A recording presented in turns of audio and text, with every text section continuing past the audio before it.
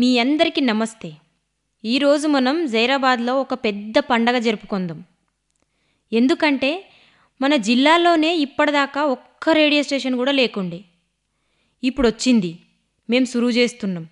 దీంట్లో కాస్కర్ ఏమదంటే మొత్తం మన సొంటోళ్ళ రేడియో, పేదోళ్ళే ఆడోళ్ళే ఈ రేడియోని చేసుకుంటున్నాం.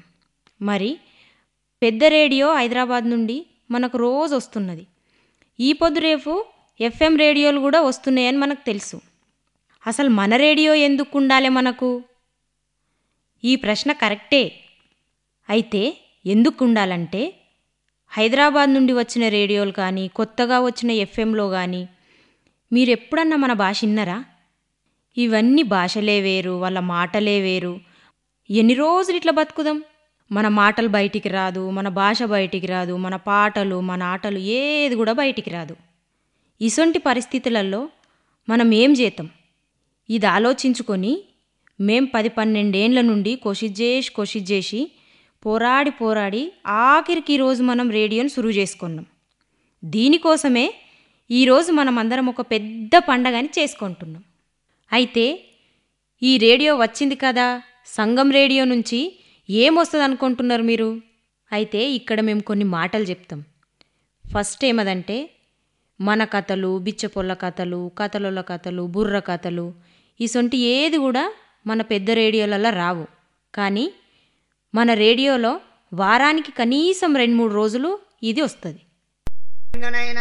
భూలక్ష్మమ్మ అగ ఇక పోతాను కదా, ఆమెకు అచ్చంత లేచిండ్రు, పూలాల లేచిండ్రు. అక్కడ ఎవరంటే వెంకటరెడ్డి, అక్కడ ఎవరంటే వెంకటరెడ్డి కూర్చొని తాళి బొట్టెప్పుడు కట్టిండు. అక్కడ ఎవరంటే అది బాగా తీసుకొని చెల్లెలు ఎవరు భార్యను తోలుకొని 3 ఇళ్ళ పల్లె బొబ్బిడికయ్యా 3 ఇళ్ళ తల్లి పల్లె బొబ్బిడికే వాయమ్మ ఎట్లా కూడా వస్తున్నారే వాయమ్మ చెల్లు వాడు దాటిరే వాయమ్మ కుర్రాశండు వాడు దాటిరే వాయమ్మ భూమండలం మీద ఎంత ధనం అవుతుందో అంత ధనం దాడుకుంటూ ధాన్యం మీద కేరి చక్కగా 3 ఇళ్ళ పల్లెకి వచ్చారు లక్ష్మీదేవత. 3 ఇళ్ళ పల్లెకి వచ్చి కదా ఆ లక్ష్మీదేవత కథ ఎట్లా ఉన్నది నైనా ఏం తెలియనండి నాయనా. అన్నా ఆ లక్ష్మీదేవత 1 రోజాయ 2 రోజులాయ 3 రోజులాయ 4 రోజుల దినమాయర్రా 4 రోజుల దినమాయరా 5 రోజుల దినమాయరా 5వ రోజుల దినమైంది, 6వ రోజుల దినమైనది. ఎవరు ఈ లక్ష్మి? భూలక్ష్మమ్మ అప్పుడు తెలియదనైనా. అక్కడ కనకమ్మ ఎప్పుడు బిడ్డ పోయిందో ఆ కనకమ్మ పుట్టింటికి పుణ్యమంతరాలు ఉండే, అత్తగారింటికి అంశమంతరాలు ఎప్పుడయిందో, వాళ్ళ ఇంట్లో కాలు ఎప్పుడు పెట్టిందో, ఎవరు పల్లె బొబ్బిళ్ళ లోపల ఆ 3 ఇళ్ళ పల్లె బొబ్బిళ్ళ కాలు ఎప్పుడు పెట్టిందో భూలక్ష్మమ్మ. ఆ భూలక్ష్మమ్మ ఎప్పుడు కాలు పెట్టిందో అన్న అక్కడ దేవేంద్రుడు ఎక్కడ లేని దానం ఇచ్చారా వాయమ్మ, ఎక్కడ లేని ధర్మం ఇచ్చారు వాయమ్మ. పువ్వులు పట్టకు పాయపడకు అమ్మ భూలక్ష్మమ్మ, నువ్వు పువ్వులు పట్టకు బిడ్డ పాయపడకు బిడ్డని కదా దేవేంద్రుడు ధైర్యం ఇచ్చిండు. అక్కడ సడు మార్గాన ధైర్యం ఇస్తే తల్లి ఆ భూలక్ష్మమ్మ అక్కడ సంసారం చేస్తున్నది. నరమనిషి వెంకటరెడ్డితోని సంసారం చేయంగా 1 రోజైంది, 2 రోజులైంది, 3 రోజులైంది, మాసమనంగా 1 నెల దినమైంది.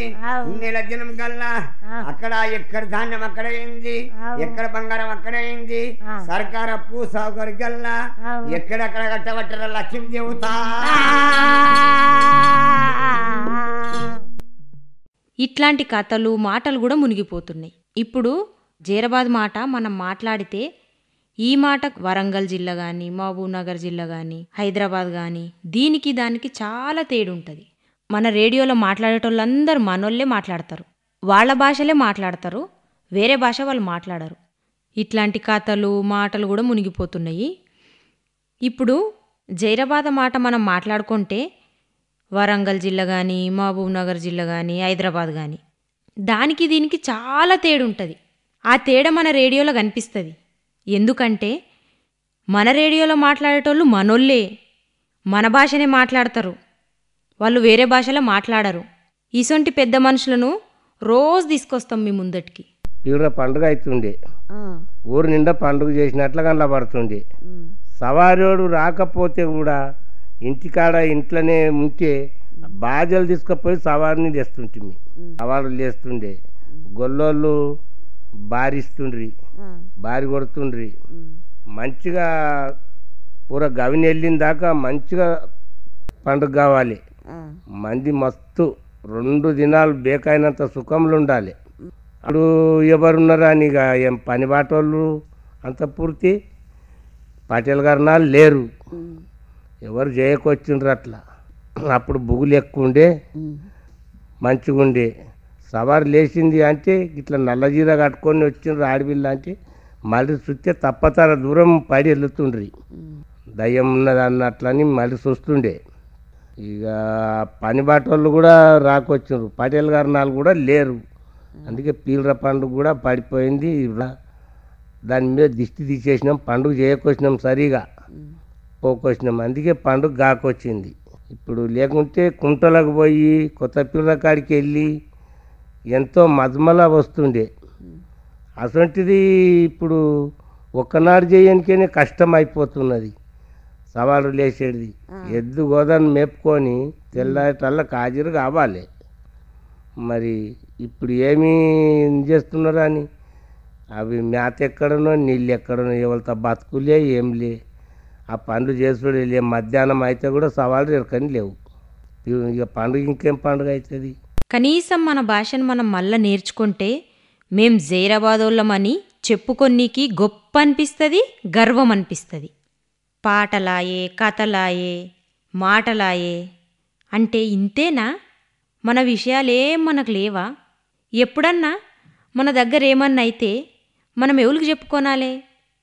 మన పేపర్ వాళ్ళకి చెప్దామంటే వాళ్ళు రాయే, వాళ్ళు రాజకీయాల గురించి దాని గురించి దీని గురించి మాట్లాడతారు. కానీ చిన్న మనుషులు మన సొంటల విషయాలు ఏముంటాయో వాళ్ళకి తెలియదు, వాళ్ళకి టైం ఉండదు. ఇంకా పెద్ద రేడియోలకైతే అస్సలే టైం ఉండదు. టీవీకి మనకు సంబంధమే లేదు. ఇటువంటి టైంలో మనం ఏమన్నా విషయం చెప్పుకోవాలంటే, ఉదాహరణకు మన దిక్కు వ్యవసాయం కావాలనుకో, మన దిక్కు విత్తనాలు ఎదబెట్టాలనుకో, ఇటువంటి టైంలో ఏమన్నా తెలుసుకోనాలంటే ఎట్లా తెలుసుకుంటాము?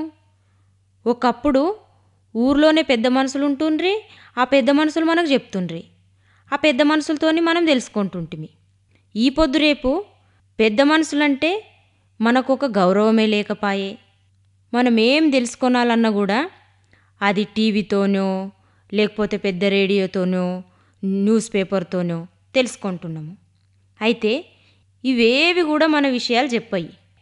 దీనికోసమే మన రేడియో వచ్చింది. ఈ రేడియో ద్వారా మన ప్రతి ఒక్క విషయాన్ని కూడా మనం మాట్లాడుకుందాం, మనం తెలుసుకుందాం. మన చుట్టుపక్కల మస్తు తెలివి జ్ఞానం ఉన్నది. ఈ తెలివి జ్ఞానాన్ని మనం పంచుకుందాం.